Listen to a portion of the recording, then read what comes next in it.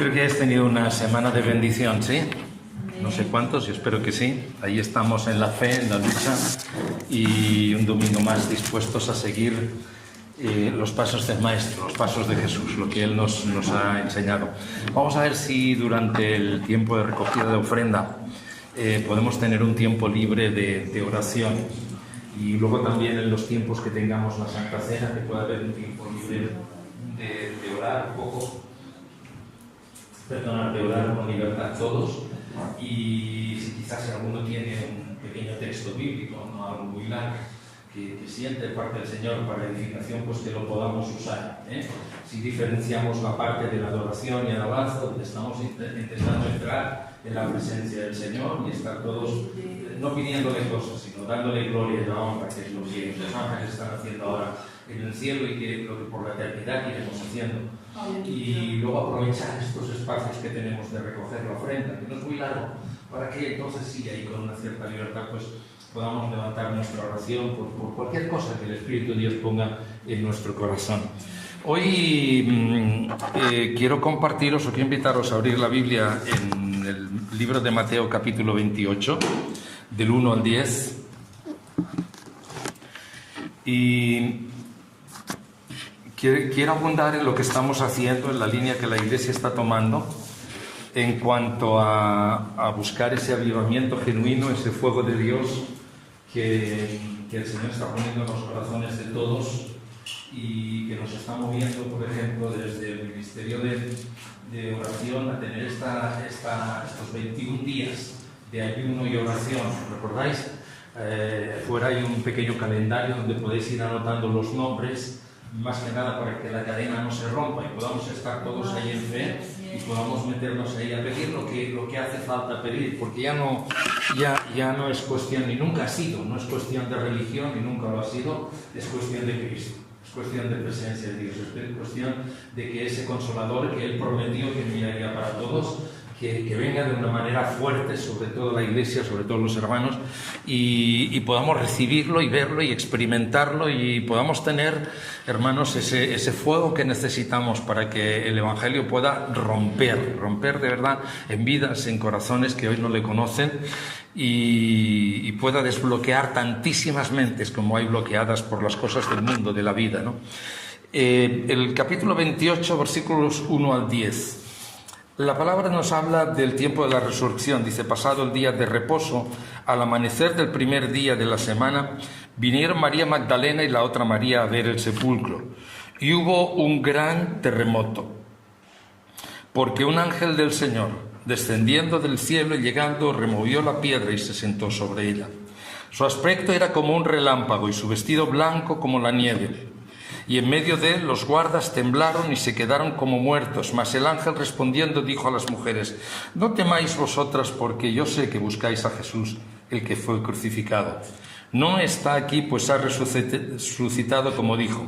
Venid, vete al lugar donde fue puesto el Señor. E id pronto y decid a sus discípulos que ha resucitado de los muertos, y he aquí que va delante de vosotros a Galilea. Allí le veréis. Y aquí os lo he dicho. Entonces ellas, saliendo del sepulcro con temor y gran gozo, fueron corriendo a dar las nuevas a sus discípulos, y mientras iban a dar las nuevas a los discípulos, he aquí que Jesús les salió al encuentro diciendo: salve. Y ellas, acercándose, abrazaron sus pies y le adoraron. Entonces Jesús les dijo: no temáis, id, dad las nuevas a mis hermanos, para que vayan a Galilea y allí me verán. Gloria a Dios. Amén, gloria a Dios. Estamos hablando de que estamos orando y ayunando para que Dios de alguna forma nos prepare. Que nos prepare poniendo hambre en nosotros, en cada uno de nosotros por Él. Qué importante es eso. Parte de la oración de intercesión que estamos haciendo, pidiendo ese derramamiento del Espíritu, tiene que ver con hambre de Dios en nuestras vidas. Cuando uno está saciado de muchas cosas, infinidad de cosas que uno puede estar saciado, normalmente no tiene hambre de muchas más. Ayer tuvimos una boda en la iglesia, por la tarde noche nos invitaron a un wok que había de estos chinos, y yo fui dispuesto a mantener la línea. El problema es que no estaba seguro si iba a mantener la línea plana o la curva. porque había tantas cosas ahí repartidas y colocadas que fue una auténtica lucha de tentación. Y no me pasé. Pero la verdad que Sara y yo, quizá por eso Sara y yo comimos un poquito tarde y no teníamos tanta hambre. Y como teníamos hambre, aunque había ahí algunas cosas deliciosas, decíamos, si hubiésemos ayunado todo el día, la tentación hubiese sido más fuerte. Pero no teníamos mucha hambre de más. Y eso es lo que ocurre muchas veces en nuestra vida. Incluso como creyentes. Cuando nos saciamos de tantas y tantas cosas que hay por ahí, a veces no tenemos ganas de lo genuino, hambre de lo genuino del Señor.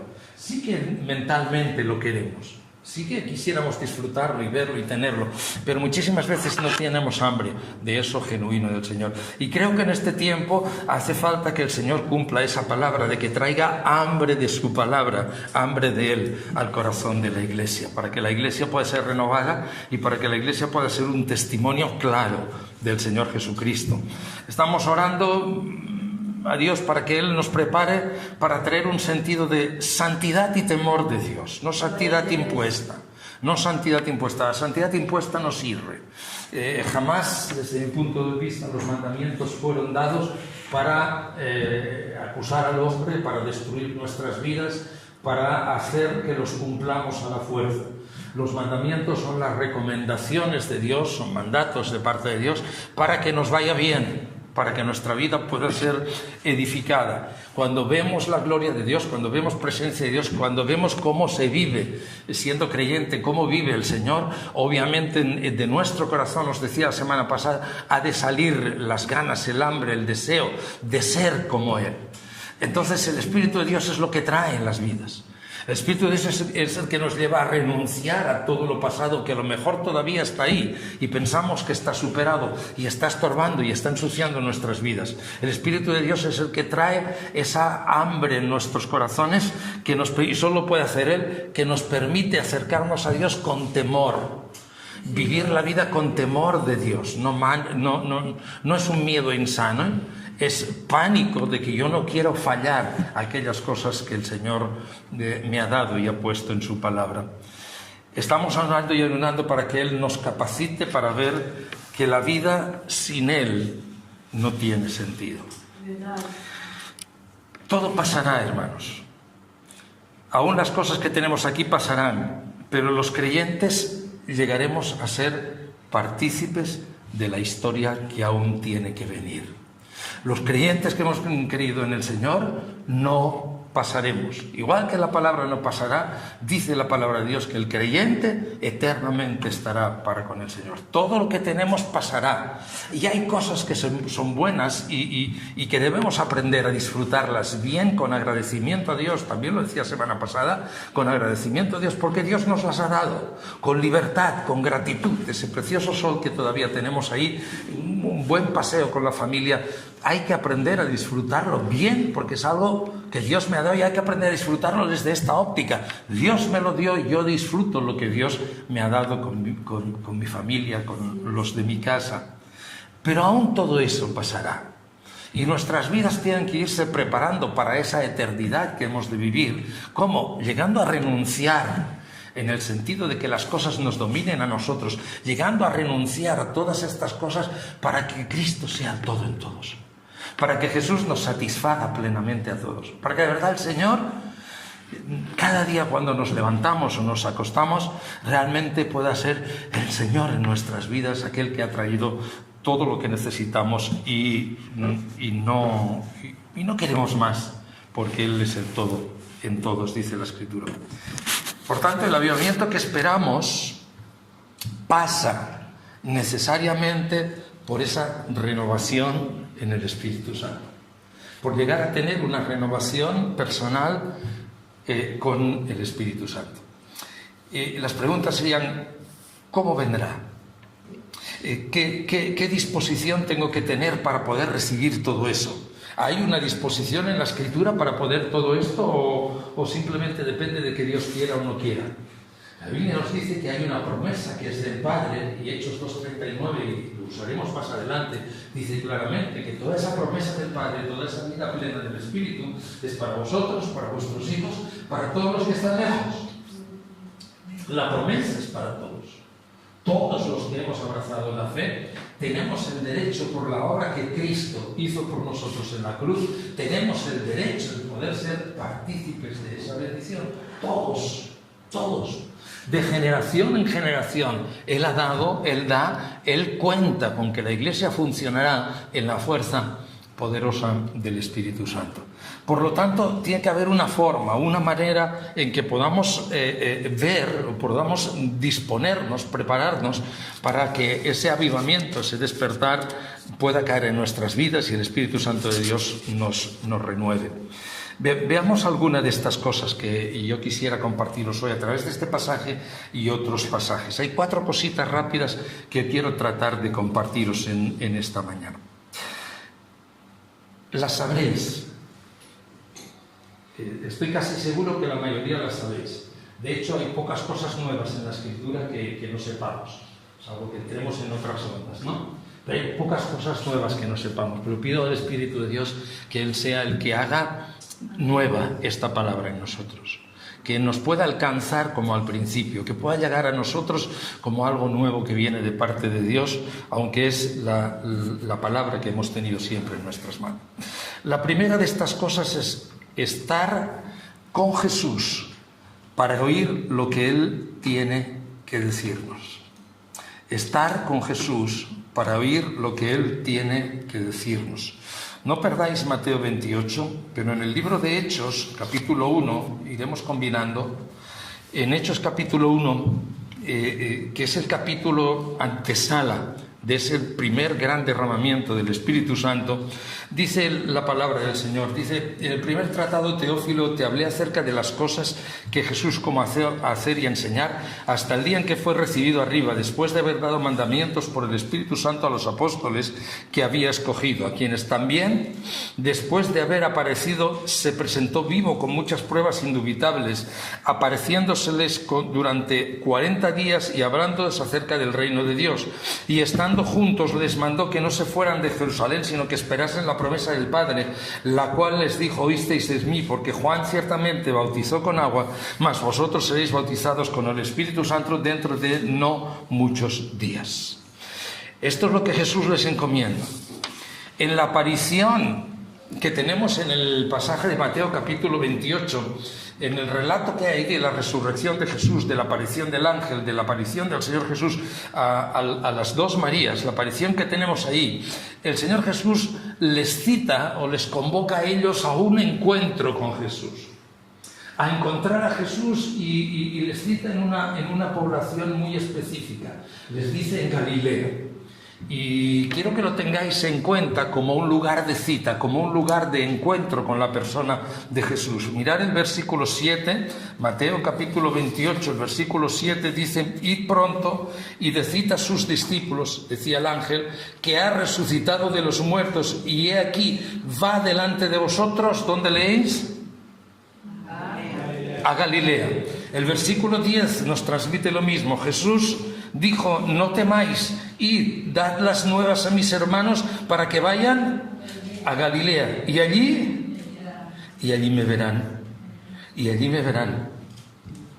Luego el versículo 16 nos dice: pero los 11 discípulos se fueron a Galilea, al monte donde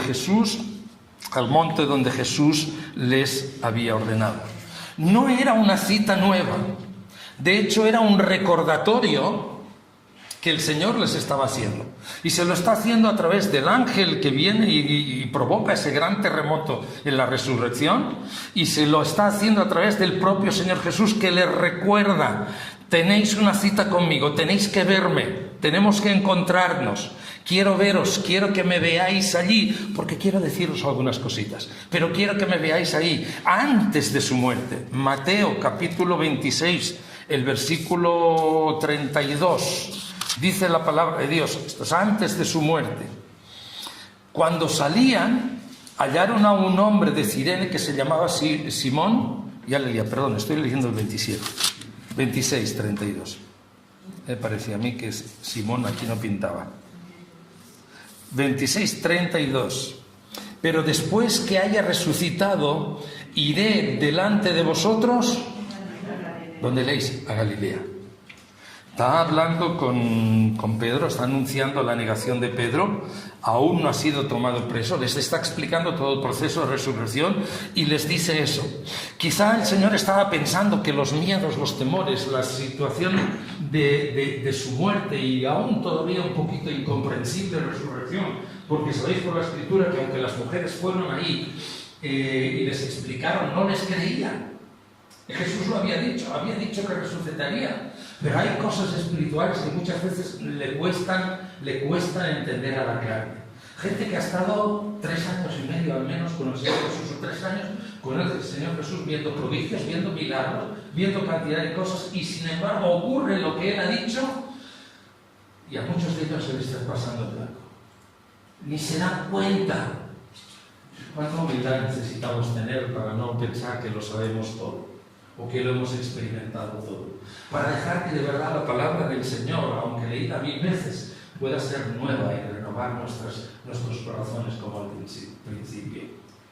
A veces el Señor tiene que recordarnos cosas, y muchas veces el Señor, como hizo con los discípulos, tiene que recordarnos que necesitamos estar con Jesús para oír lo que Él tiene que decirnos a cada uno de nosotros. Galilea representa ese lugar de encuentro. Allí le van a ver de nuevo y allí podrán escuchar lo que Él tiene que decirles, que será importante, ¿no os parece? Alguien que ha muerto, que ha resucitado y ahora lo vamos a ver. ¿Será importante lo que nos quiere decir si nos vuelve a citar? Por supuesto que va a ser importante. Es vital, es fundamental para el futuro de la Iglesia. Sin esa cita, sin ese encuentro, el futuro de la Iglesia podía estar perfectamente en juego. Y de hecho, aunque no toca aquí, seguir leyendo el pasaje de Mateo 28 y veréis qué cantidad de oposición hay para que los discípulos puedan llegar a Galilea. La misma que puedes tener tú todos los días cuando quieres tener tu tiempo personal con el Señor. Entonces es cuando el niño te viene a demandar, cuando la suegra te dice no sé qué, pobres suegras, siempre.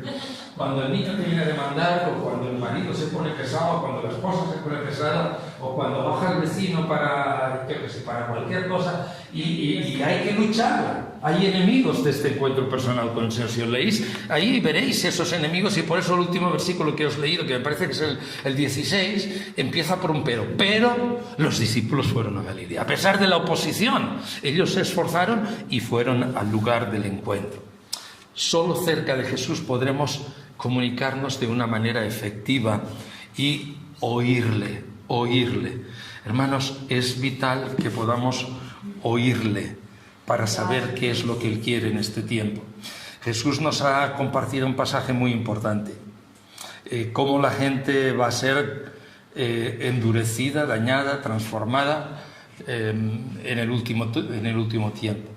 Cómo el corazón de la gente va a ser hecho polvo. Esto hace 2000 años que el Señor lo decía. Hoy lo vemos. Y no sé si a nosotros nos pasa. Hoy lo vemos, hermanos. Vemos la televisión con cantidad de desastres y muchas veces lo miramos ya con curiosidad. Ay, a ver cómo ha sido esto. Ay, déjame ver en las noticias. Ay, fíjate, Hoy lo vemos.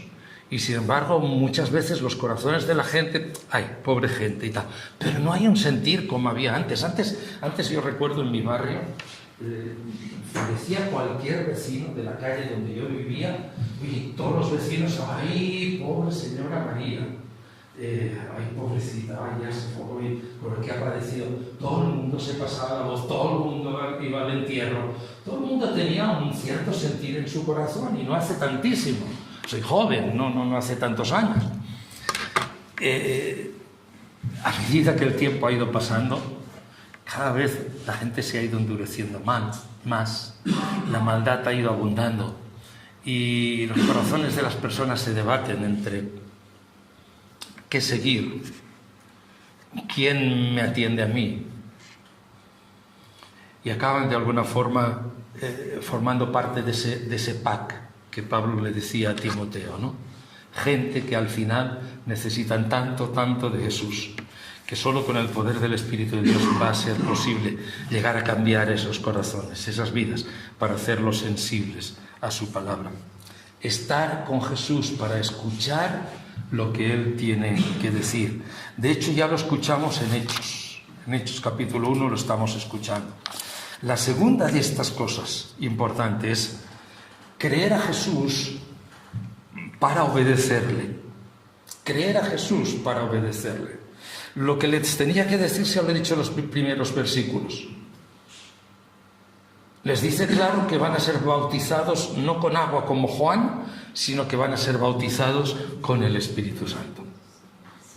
Es importante lo que les iba a decir.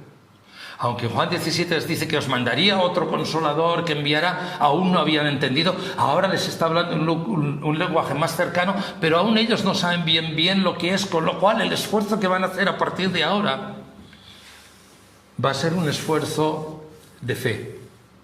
Porque no saben bien qué es lo que van a recibir o cómo lo van a recibir. Igual con cuando nos metemos en un ayuno de 21 días. Lo mismo, no sabemos cómo Dios va a responder, pero sabemos que Dios contestará.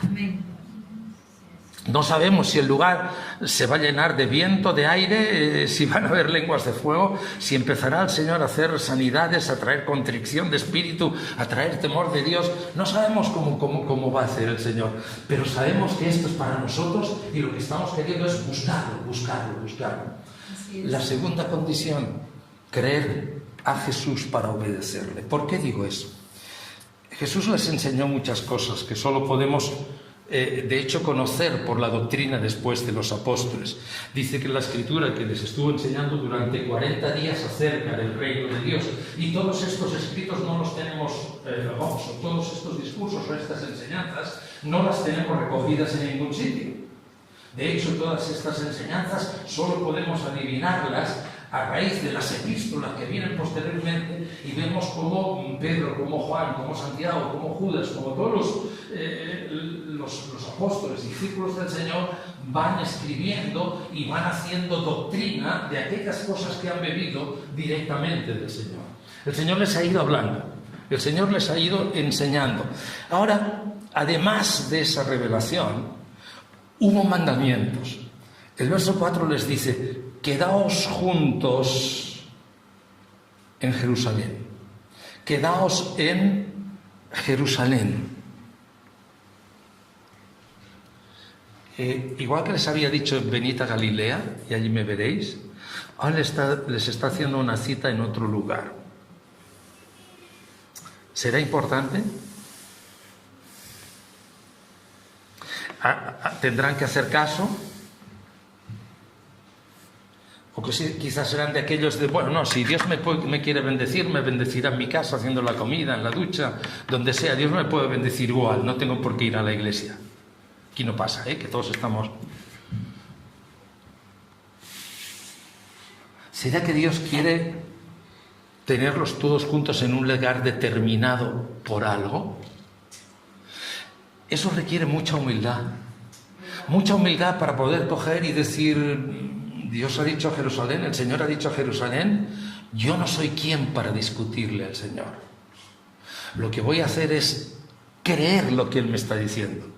Por lo tanto, hacer caso de lo que Él me está diciendo. Y me voy a ese Jerusalén. Me voy a ese lugar donde yo tengo que esperar lo que Él quiera decirme. Especialmente cuando la revelación tiene un condicionante.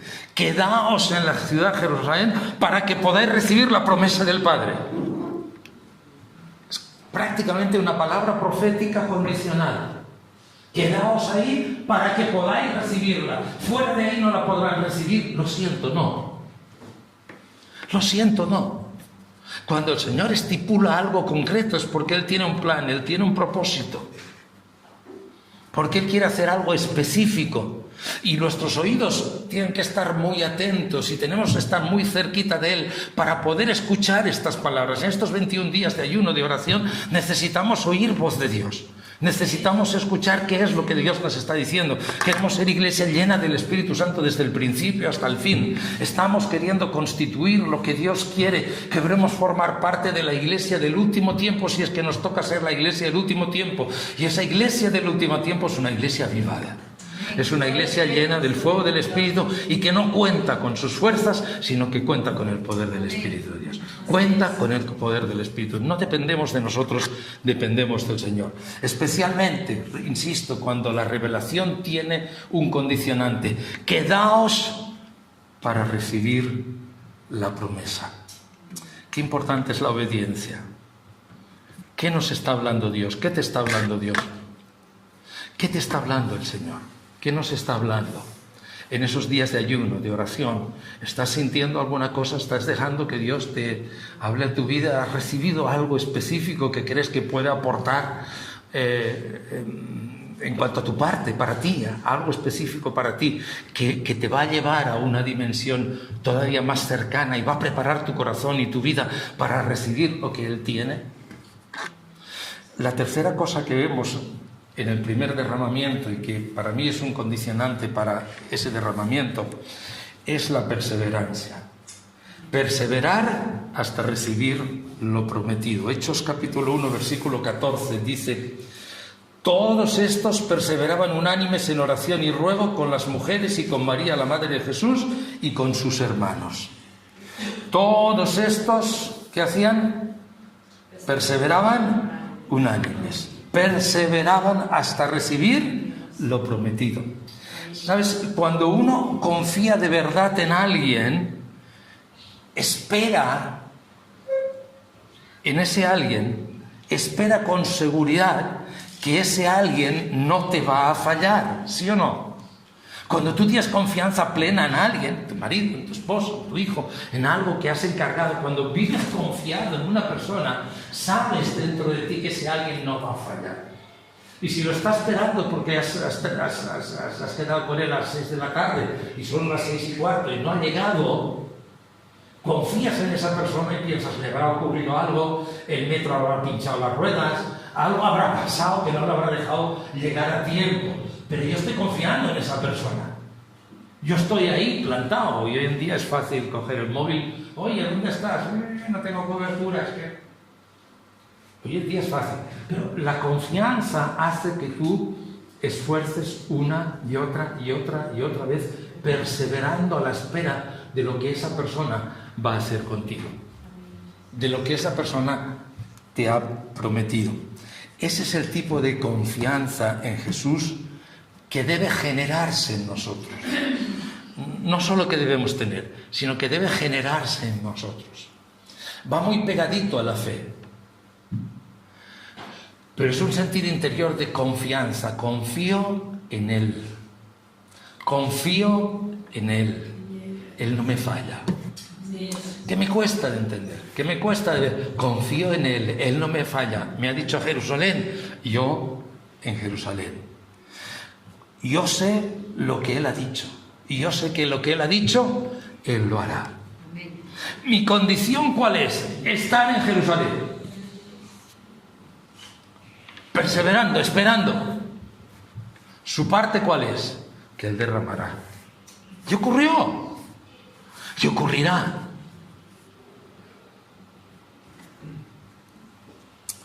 Persevera en lo que te toca.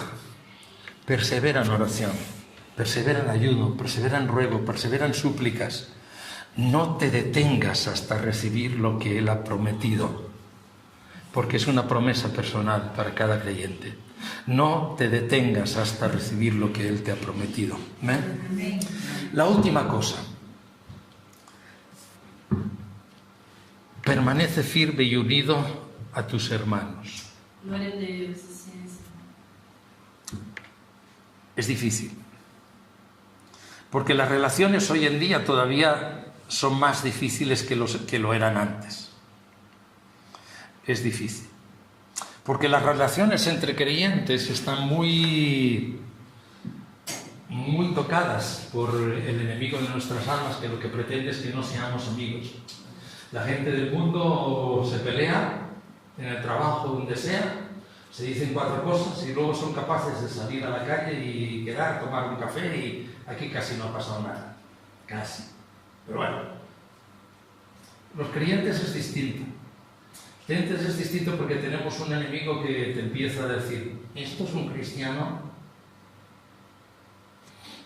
Claro, no sabes que el otro también está pensando lo mismo.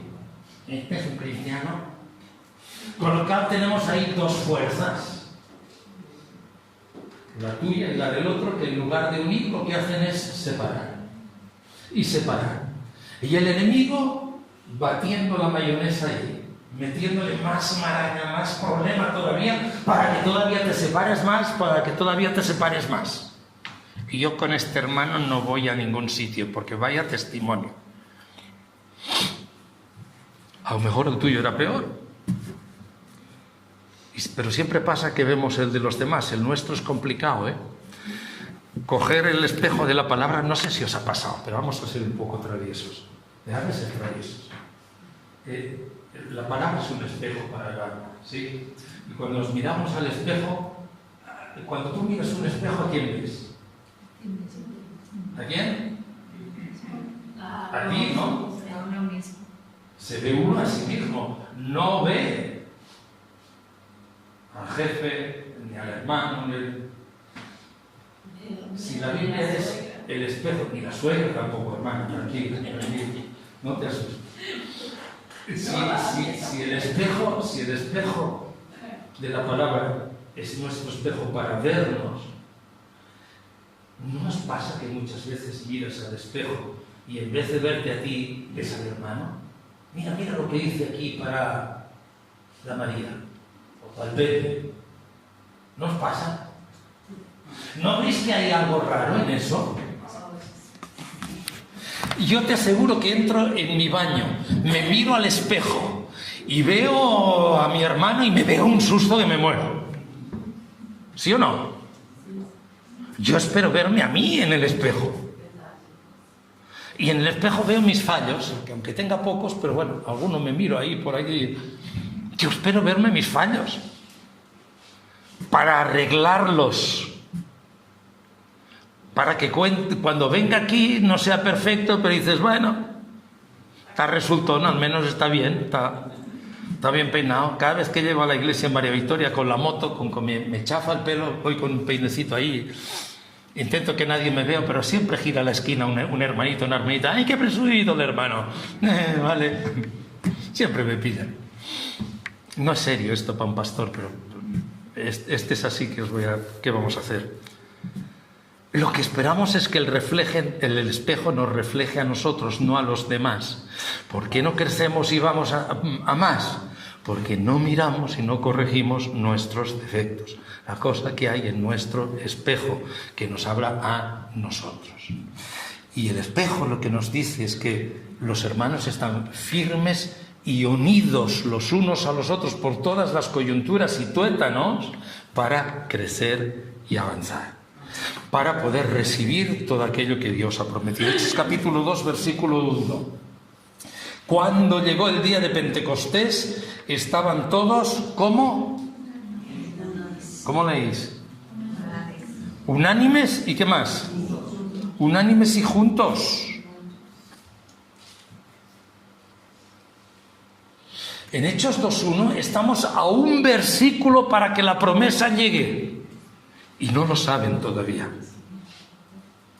Falta un versículo para que el poder del Espíritu Santo de Dios caiga y descienda sobre ellos. Un versículo. Quizá falta un versículo para que llegue a tu vida. Si vamos llenando los condicionantes, si no hay nada más que podamos hacer que esperar en él, quizá falta un versículo, pero este es el condicionante del versículo. Unánimes y juntos, porque yo quiero la bendición para mi hermano igual que la quiero para mí. Y quiero que mi hermano pueda ser lleno del Espíritu Santo igual que yo quiero ser lleno del Espíritu Santo. Y yo espero que la Iglesia ore para que nosotros como pastores también seamos renovados y llenados cada vez más del Espíritu Santo. No nos excluimos. La unción que cada uno tenemos, y cada uno tiene una medida y un nivel en particular, la tenemos porque Dios nos la ha dado, pero eso no significa que no necesitamos más renovación, más fuego, más de Dios. Amén. Y más en la medida que el tiempo del final se está acercando. Y esperamos y deseamos que de la misma manera que queremos la bendición del Señor para todos nosotros, para toda la Iglesia, esperamos que la Iglesia la quiera también para todos nosotros. Que podamos entrar un día por esta puerta como el vestido de carros de fuego. ¿Sí? ¿Habéis visto la película? ¿Algunos? ¿Quién ha visto la película de Carros de Fuego? ¿Nadie? No, Carros de Fuego no era. Es el Sinsajo. Ah, los Juegos del Hambre. Ya me he equivocado. Ahí no había vestido. ¿Alguien ha visto los Juegos del Hambre? Solo algunos sabios por aquí, 2 o 3. Nada, era una simple broma, pero delante del enemigo de todos hay un truco. La chica tiene un vestido que tiene truco y en un momento determinado da 2 vueltas y el vestido empieza a arder. Y entonces por eso decía el vestido de los Juegos de Hambre, que no nos demos ni cuenta y que cuando entremos un día podamos venir con vestidos ardiendo. Y vosotros también. Y vosotros también. Y vosotros también. Está a un versículo de poder llegar. Tiempo del fin está llegando. Hermanos, toca estar firmes en la fe, en lo que hemos aprendido y buscar de ese fuego que es lo único que va a salvar a la iglesia y que va a contribuir para que la gente que no le conoce pueda ser salva. Estamos a un versículo. ¿Sabes qué hubiera pasado si no hubieran hecho caso a Jesús en todo lo que se les había dicho? ¿Qué era lo que hubiese ocurrido si los discípulos no hubiesen ido a Galilea? Si los discípulos no se hubiesen esforzado por vencer los obstáculos? Si los discípulos no se hubiesen mantenido firmes? Si los discípulos no hubiesen perseverado? Si los discípulos no se hubiesen mantenido unánimes juntos? ¿Qué hubiese ocurrido? Habrían perdido la bendición. Habrían perdido la bendición, efectivamente. Quizá otros el Señor tendría preparados para ir. Nada. Absolutamente nada. Pero estaban unánimes, estaban juntos. Y sabéis, cuando miramos en la Escritura ese juntos, este unánime juntos, nos habla de armonía, que estaban ahí en armonía. Qué guapo, ¿no? Llegar a una iglesia que vive en armonía. En armonía. Armonía intelectual, armonía emocional, armonía de voluntad. Y ese es el punto al que debemos llegar como iglesia. La unidad que permite que venga la bendición y la vida eterna. ¿No dice así el Salmo 133:3? Mirad cuán bueno y delicioso es habitar los hermanos juntos en uno. Porque allí, y esto es un condicionante, porque allí envía el Señor bendición, ¿y qué más? Vida eterna. Vida eterna. Vida eterna. Esa es la condición. Cuando los hermanos logran estar en armonía, estar juntos, allí viene bendición de Dios. Allí viene vida eterna. Y viene a toda la congregación. No hace falta que venga sobre el ungido de Jehová. También tiene que venir. No hace falta. Viene sobre la iglesia, que es la que tiene soberanía delante del Señor. La iglesia es la soberana. La iglesia es la esposa del Cordero, que está compuesta por todos, absolutamente todos. Y todos ministran en la fe. Y todos ministran según el Espíritu les da. Pero si el Espíritu no te da, ¿qué vamos a ministrar? Si el Espíritu no nos da, por mucho que sepamos y conozcamos, podremos llegar a compartir cosas, a vivir cosas, a explicar cosas, pero la realidad es que difícilmente van a ser cosas movidas por el Espíritu y que afecten la vida emocional, espiritual, intelectual, la vida del creyente, la integridad, todo mi ser, cuerpo, alma y espíritu, glorificando el nombre del Rey de Reyes y Señor de Señores. 4 cosas solamente. En este punto es cuando puede ocurrir un de repente. Si llegamos ahí es cuando puede ocurrir un de repente. Os decía que faltaba un versículo para llegar ahí. El siguiente versículo dice, y de repente vino del cielo. No sabían día, no sabían hora. Hemos puesto 21 días de cadena de ayuno y oración. No sé si será el día 21, igual es el 15, o el 18, o el 19. Igual el Señor nos hace prolongar la cadena de ayuno y oración. No sé, es lo que el Señor va a poner en los corazones. Pero yo sé que hay un de repente de parte de Dios. Cuando menos lo esperes, pero estés en la actitud que tienes que estar, de repente descenderá del cielo lo que tiene que descender. Y recibiremos lo que estamos esperando para que la Iglesia pueda ser lo que realmente Jesús quiso y quiere que sea. Que venga del cielo, que te sorprenda, que te llene más allá de lo imaginado. Esto es lo que queremos. Por eso yo quiero animaros en esta mañana a creerle y obedecerle. Quiero animaros en esta mañana a perseverar. Quiero animaros en esta mañana a manteneros firmes. Aunque tarde lo que esperamos, vendrá. Aunque tarde lo que esperamos, vendrá. Él derramará lo prometido. Acuérdate que Hechos 2:39 dice que para vosotros es la promesa, para vuestros hijos, para todos los que estén lejos, para cuantos el Señor nuestro Dios llamare. ¿Es para ti la promesa? ¿Estás dentro de este grupo? ¿Sí o no? ¿Crees que sí? ¿Para vosotros? ¿Hay un vosotros aquí? ¿Hay algún vosotros? Para vosotros la promesa. ¿Tenéis hijos? Ora para que son ellos también vengas. Glória a Deus, aleluia. Para todos los que estén lejos. Quizá aún los que tengan que nacer, que puedan ser llenos desde el vientre de su mamá. Que las casas, que las familias puedan construirse alrededor de Cristo, de Jesús. De manera que esas familias puedan crecer desde abajo, en ese fuego del Espíritu de Dios. ¿Sí? Vamos a orar un tiempo. ¿Os parece? Y yo quiero que el Espíritu de Dios sea el que pueda sorprendernos y quizá pueda hacerlo esta mañana. Y yo no puedo hacerlo. Tú no puedes crear un avivamiento, pero sí puedes subirte a la ola. Un avivamiento es como una ola de esas enormes, de las que uno se pone encima de un surf y va montado. Tú no puedes crear la ola, pero sí puedes estar ahí para meterte en ella. Sí puedes meterte en ella, ¿sí? Vamos a orar. Y voy a pediros esta mañana, si os parece, que podáis orar en libertad cada uno. En función de lo que habéis oído, en función de la necesidad que tengáis, que os sintáis libres, por favor. Estamos juntos, queremos estar en uno, en armonía, que os sintáis libres para orar en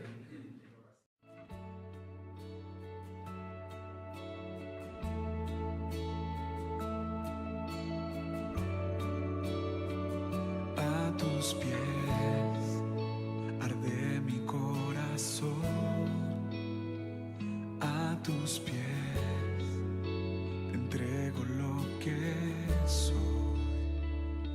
Es el lugar de mi seguridad.